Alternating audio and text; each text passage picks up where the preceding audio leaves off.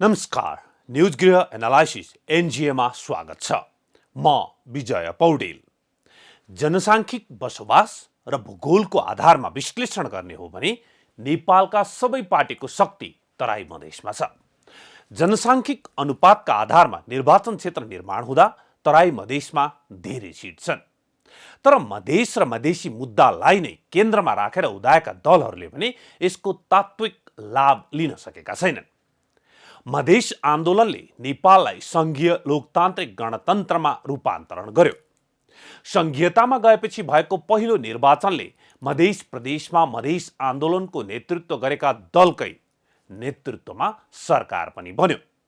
तर त्यो सरकार सञ्चालनको शैली विगतमा उनीहरूले नै आरोप लगाउने गरेको सिंहदरबार शैली भन्दा फरक रहेन। यही कारण मधेस केन्द्रित दलहरूले पनि मधेस मुद्दालाई सम्बोधन गर्न सकेनन् र अहिले आलोचना खेपिरहेका छन्।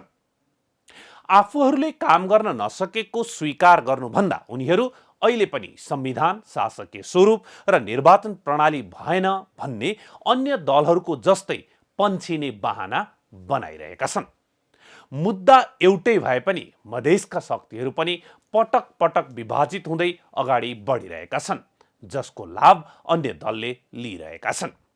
अहिलेको निर्वाचनमा पनि मधेसको सच्चा शक्ति हामी हौं भन्दै जनता समाजवादी पार्टी र लोकतान्त्रिक समाजवादी पार्टी छुट्टा छुट्टै अगाडि बढिरहेका छन्।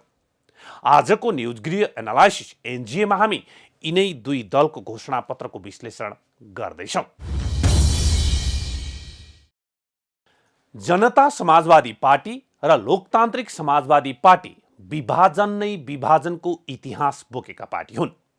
2074 सालको निर्वाचनमा एकै ठाउँ रहेर राम्रो जनमत बटुलेका यी पार्टी 5 वर्षमा विभाजन भएर छिन्न भिन्न भइसकेका छन्। विभाजनमा सैद्धान्तिक तर्क शून्य भएकाले यी पार्टीहरू मात्र व्यक्तिगत टकरावका कारण जनमतको अपमान गर्दै आएका छन्। मधेस केन्द्रित आन्दोलनबाट उदाएका यी पार्टीप्रति विशेष गरेर मधेसकै जनताको आशा धेरै थियो। जनता समाजवादी पार्टीको कुरा गर्दा यो पार्टी वर्तमान सत्ता गठबन्धन छाडेर निर्वाचनको मुखैमा नेकपा एमालेसँग तालमेल गर्न पुगेको छ। एजेन्डागत रूपमा कुरा गर्ने हो भने मधेसका दलले कुनै पनि दलसँग तालमेल नगरेर एक्लै निर्वाचनमा जानुपर्ने अवस्था छ, किनकि मधेसकै नेताहरूको भनाइअनुसार उनीहरूको एजेन्डामा नेपाली काङ्ग्रेस र नेकपा एमालेले धोखा दिँदै आएका छन्। तर सत्ताको तर मार्नका लागि उनीहरू यिनै धोखा दिने दलसँग पटक पटक सहकार्य गर्न पुगिरहेका छन्। अहिले पनि उनीहरूले जनता रिझाउन निर्वाचन प्रणाली र शासकीय स्वरूप परिवर्तनको एजेन्डा घोषणापत्रमा समेटेका छन्। तर यो एजेन्डामा पटक्कै साथ नदिने दलहरूसँग तालमेल गरेर जनता समाजवादी पार्टीले शनिबार चुनावी घोषणापत्र सार्वजनिक गर्यो। पार्टीले पहिचान सहितको संघीयता र समावेशी राज्य निर्माणको प्रतिबद्धता व्यक्त गर्दै आसन्न निर्वाचनका लागि घोषणापत्र सार्वजनिक गरेको हो। पूर्ण समानुपातिक संसद र प्रत्यक्ष जननिर्वाचित कार्यकारी राष्ट्रपतीय प्रणालीको व्यवस्था, न्याय प्रणालीलाई संघीय स्वरूपमा पुनः संरचना गर्ने प्रतिबद्धता पनि पार्टीको चुनावी घोषणापत्रमा उल्लेख गरिएको छ। घोषणापत्रमा जनताद्वारा प्रत्यक्ष निर्वाचित कार्यकारी राष्ट्रपति हुने शासकीय स्वरूपको कल्पना गरिएको छ भने प्रदेशको संरचना बढाएर 10 पुर्याउनु पर्ने कुरा उल्लेख गरिएको छ। जसपाले संघीय संसद र प्रदेश सभाहरू पूर्ण समानुपातिक निर्वाचन प्रणालीबाट चयन गर्ने, कुनै पनि व्यक्ति 2 कार्यकाल भन्दा बढी कार्यकारी प्रमुख हुन नपाउने व्यवस्था गर्ने पनि घोषणापत्रमा उल्लेख गरिएको छ। कार्यकारी राष्ट्रपतिले समावेशी रूपमा सक्षम व्यक्तिहरूको छनौट गरी मन्त्री परिषद बनाउने, मन्त्रीहरू राजनीतिज्ञ र विशेषज्ञहरू मध्येबाट राष्ट्रपतिले नियुक्त गर्ने पनि उल्लेख गरिएको छ। त्यस्तै पार्टीले पूर्व पश्चिम राजमार्गलाई स्तर उन्नति गरी 4 लेनको बनाउने र काठमाडौँको रिङ रोडलाई 5 वर्षभित्र साइकल लेनको समेत व्यवस्था गरी 8 लेन बनाउने घोषणा गरेको छ। त्यस्तै पार्टीको घोषणापत्रमा मुलुकको आर्थिक विकास र समृद्धिका लागि स्वदेशी तथा विदेशी पुँजी प्रविधि परिचालनका लागि लगानी मैत्री वातावरण उल्लेख गर्ने, मधेस तराईको पूर्व पश्चिम जोड्ने हुलाकी राजमार्गको निर्माण पूरा गर्ने, चुरे संरक्षण गरी मधेसलाई मरुभूमिकरण हुनबाट जोगाउने लगायतका बुँदाहरू समेत अघि सारिएको छ। घोषणापत्र सार्वजनिक कार्यक्रममा अध्यक्ष उपेन्द्र यादवले वर्तमान संसदीय प्रणालीले मुलुकलाई समृद्ध र विकसित बनाउन नसकेको तर्क गर्नुभयो। जनता समाजवादी पार्टीले प्रत्यक्ष निर्वाचित कार्यकारिणी राष्ट्रपतीय प्रणाली र 10वटा प्रदेश हुनुपर्ने धारणा घोषणापत्रमा अगाडि सारेको छ। प्रतिबद्धता पत्र सार्वजनिक गर्दै अध्यक्ष यादवले वर्तमान संसदीय प्रणालीले देशमा राजनीतिक स्थिरता दिन नसकेको र गणतन्त्रलाई बलियो बनाउन पनि अक्षम भएको आरोप लगाउनुभयो। उहाँले तीव्र रूपले देशलाई आर्थिक क्रान्ति र समृद्धितर्फ लैजान जनताबाट प्रत्यक्ष निर्वाचित कार्यकारिणी राष्ट्रपतीय प्रणालीमा सरकार प्रमुख वा राष्ट्र प्रमुख कार्यकारिणी हुने व्यवस्था हुनु जरुरी रहेको दावी गर्नुभएको छ। संविधान जारी हुँदाकै वखत हाम्रो केही विषयहरूमा गम्भीर आपत्ति र विमतिहरू र फरक विचारहरू रहेका छन्। त्यसलाई सम्बोधन गर्नका लागि संविधान संशोधनको आवाज हामीले पटक पटक उठाइरहेका छौँ। त्यसमा मूलभूत राजनीतिक मुद्दा भनेको अहिलेको यो वेस्टमिन्स्टर मोडेलको यो संसदीय प्रणालीले नेपालमा न राजनीतिक स्थिरता दिन सक्यो,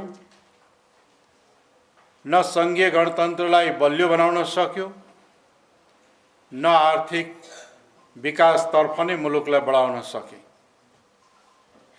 र यो करिब करिब धेरै लामो प्रयोग हाम्रै आफ्नै अनुभवबाट पनि यो प्रणाली सफल हुन सकेको छैन।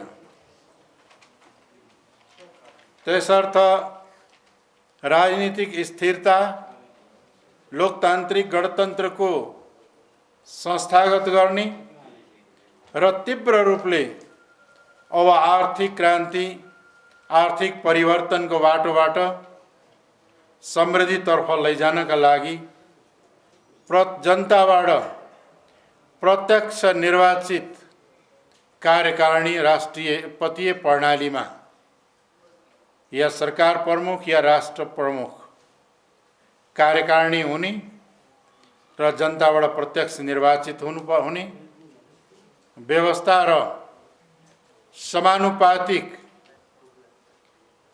संसद रहने र संसदले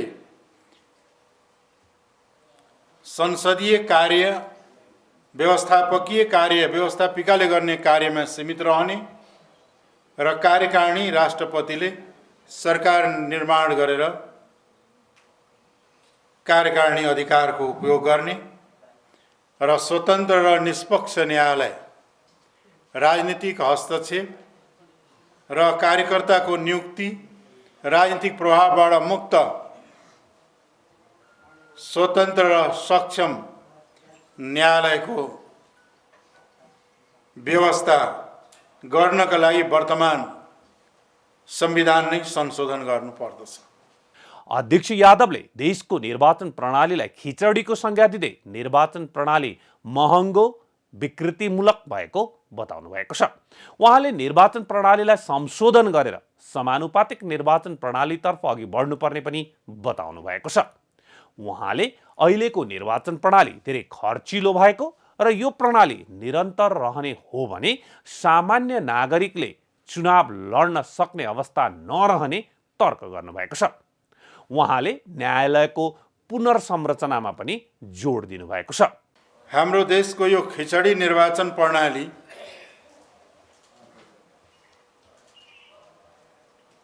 यो अत्यन्त महँगो, अत्यन्त विकृतिमूलक निर्वाचन प्रणालीलाई संशोधन गरेर समानुपातिक निर्वाचन प्रणाली तर्फ अगाडि बढ्नु पर्दछ, जहाँ राजनीतिक दल या उम्मेदवारले खर्च नगर्न पाउने व्यवस्था या आर्थिक रूपले अत्यन्त सरल र सुलभ र खर्च नहुने खालको निर्वाचन प्रणाली, समानुपातिक निर्वाचन प्रणाली जुन अहिले दुनियाँका करिब 71वटा देशमा सफलतापूर्वक अभ्यास गर्दै आएको छ, त्यो निर्वाचन प्रणालीतर्फ जानुपर्दछ। अहिलेको निर्वाचन प्रणालीले अत्यन्त विकृतिहरूलाई नै अगाडि बढाएको छ, अति खर्चिलो भएको छ। यस्तै निर्वाचन प्रणाली निरन्तर रहने हो भने सामान्य नागरिकले चुनावै लड्न सक्ने अवस्था रहन्न र निर्वाचनमा खास गरिकन किसान, मजदुर या मध्यम वर्गकाले त हाँटै गर्न गाह्रो हुन्छ। त्यस कारणले चुनावलाई सरल र सस्तो बनाउने सहज निर्वाचन प्रणाली भनेको समानुपातिक निर्वाचन प्रणाली नै हो। मधेस केन्द्रित अर्को दल लोसपाको पनि अवस्था उस्तै छ। जसपा जस्तै यो पनि विभाजन नै विभाजनको इतिहास बोकेको पार्टी हो। यो पनि मधेसका एजेन्डा जोरसोरका साथ उठाउने तर ती एजेन्डालाई पूर्ण व्यवस्था गर्ने दलहरूसँग तालमेल गर्ने पार्टी हो। लोसपा निर्वाचनको मुखैमा सत्ता गठबन्धनबाट जसपा बाहिरिएपछि प्रवेश गरेको छ।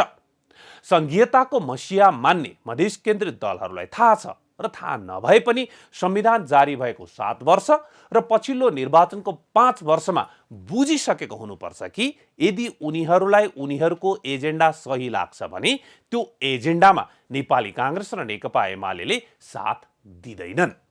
तर उनीहरू यिनै दलको पछि पछि फेर समात्र हिँडिरहेका छन्।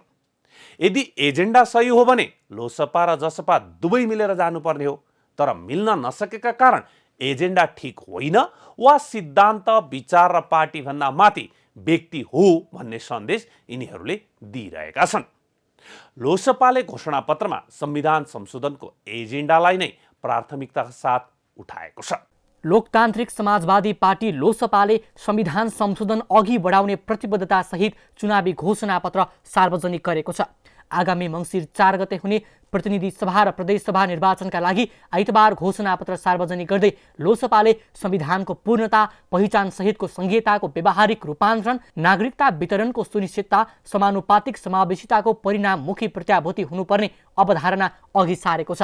घोषणापत्रमा सबै प्रकारका विभेदबाट मुक्त नेपाली नागरिकलाई महत्त्वका साथ समेटेको छ। लोकतान्त्रिक समाजवादलाई जनहितमा व्यापक अभ्यास गर्दै भूमि स्तरबाट लोकतन्त्र, सुशासन र जनकल्याणप्रति प्रतिबद्ध रहने प्रतिबद्धता जनाएको लोसपाले जनकपुरको धार्मिक र सांस्कृतिक विकास र लुम्बिनीलाई विश्वस्तर चिनाउन विभिन्न योजना र कार्यक्रम ल्याइने उल्लेख गरेको छ। लोसपाले नागरिकता समस्याको हल र मधेस आन्दोलनमा संलग्नमाथि चलाइएको मुद्दा फिर्ताको विषय पनि घोषणापत्रमा समेटेको छ। मधेस आन्दोलनको भावना अनुसार संविधानले पूर्णता नपाएको भन्दै लोसपाले वर्तमान संविधान अपूर्ण रहेको, नागरिकता सम्बन्धी कानुन बन्न नसकेको तथा मधेसी जनतालाई विभेद मुक्त बनाउनु पर्नेमा जोड दिएको छ। पहिचान सहितको संघीयताका लागि हाल मधेस प्रदेश बाहेक सबै प्रदेशमा खस आर्यको बाहुल्यता रहेको भन्दै सामर्थ्यलाई ध्यानमा राख्दै राष्ट्रियताको पहिचानका आधारमा राज्य पुनर्संरचना सहित उच्च स्तरीय आयोगको प्रतिवेदनले सिफारिस गरेको 10+1 प्रदेश कायम गरिनुपर्ने माग गरिएको छ। संघीय प्रणालीको पक्षमा निरन्तर उभिने निर्णय गरेको लोसपाले कार्यकारी प्रमुख प्रधानमन्त्री रहने, मिश्रित निर्वाचन प्रणालीको निरन्तरता, स्वतन्त्र र समावेशी न्यायपालिका हुनुपर्ने घोषणापत्रमा समेटेको छ। समावेशी र समतामूलक राज्य व्यवस्था अनुरूप कार्यपालिका, न्यायपालिका र व्यवस्थापिकाको सबै तह एवं कार्यालयहरूका साथै नेपालको कर्मचारी तन्त्र, सेना, प्रहरी, संवैधानिक निकाय र राज्यका हरेक तहमा नियुक्ति आदिमा मधेसी, शिल्पी, दलित, थारू, मुस्लिम, आदिवासी, जनजाति, पिछडा र अल्पसंख्यकको उपस्थिति तिनको जनसङ्ख्याको अनुपातमा हुनुपर्नेमा जोड दिएको छ। त्यसैगरी राष्ट्रहितमा ठोस र व्यावहारिक विदेश नीतिको निर्माण गर्ने नीति अनुरूप देशको समृद्धि लक्षित सम्बन्ध नै देशको परराष्ट्र नीतिको आधार हुनुपर्ने जसपाको भनाइ छ। जसपाले मिश्रित अर्थनीति, सुशासन, सदाचार र भ्रष्टाचार मुक्त समाज निर्माण गर्ने, व्यावहारिक शिक्षा, स्वस्थ नागरिक, स्वस्थ एवं समृद्ध देशको अवधारणालाई जोड दिएको छ। कृषिको आधुनिकीकरण, यान्त्रिकीकरण र बजार व्यवस्थापन गरिनुपर्ने, चुरे जोगाऊ, मधेस जोगाऊ अभियान चलाउने, युवा सशक्तिकरण एवं उद्यमशीलता प्रबन्धन, प्रभावकारी विपद व्यवस्थापन, भौतिक पूर्वाधारलाई प्राथमिकता जस्ता विषयलाई घोषणापत्रमा समेटिएको छ। जनकपुर धामलाई अन्तर्राष्ट्रिय पर्यटन एवं विश्व हिन्दू केन्द्र, वीरगञ्जलाई मध्य प्रदेशको आर्थिक कारोबार र व्यापारको प्रमुख केन्द्र, लुम्बिनीलाई बुद्ध धर्मावलम्बीका लागि अन्तर्राष्ट्रिय तीर्थस्थल तथा अध्ययन केन्द्र बनाउने योजना पनि लोसपाले अघि बढाएको छ। निर्वाचन जितेर देशको नेतृत्व गर्न नसक्ने दलहरू निर्वाचनमा जाँदा जहिले पनि बढीभन्दा बढी सिट ल्याएर बार्गेनिङ क्षमता बढाउने सोचमा मात्र हुन्छन्। यस्तो सोचले अन्ततः सरकारमा बहुमत पुर्याउन जे पनि गर्ने सोचलाई मात्र बढावा दिन्छ। यसकारण यस्ता दलहरूले तालमेल वा गठबन्धनका नाममा सरकारमा जाने भन्दा जुन एजेन्डा लिएर जनमत पाएको हो त्यो पूरा गर्नतर्फ नै ध्यान केन्द्रित गर्नु उत्तम हुन्छ। यदि उनीहरू त्यो एजेन्डा पूरा गराउन सक्छन् भने अर्को निर्वाचनमा बहुमत ल्याउने र देशकै नेतृत्व गर्ने अवसर पनि पाउन सक्छन्। हस्त न्युज गृह एनालाइसिस NGA आजलाई यति नै। हामी सबैलाई बिदा दिनुहोस्। नमस्ते।